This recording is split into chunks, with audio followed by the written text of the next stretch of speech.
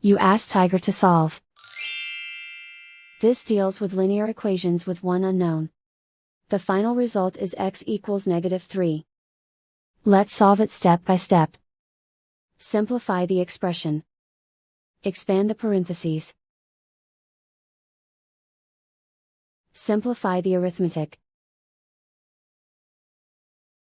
Group all x terms on the left side of the equation. Add 3x to both sides.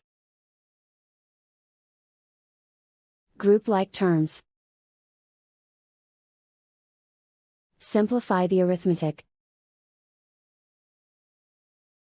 Group like terms. Simplify the arithmetic. Group all constants on the right side of the equation.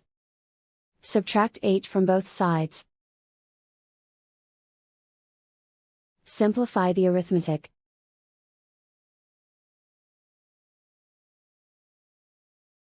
Isolate the x. Divide both sides by 5. Simplify the fraction. Find the greatest common factor of the numerator and denominator. Factor out and cancel the greatest common factor. And so the final result is x equals -3.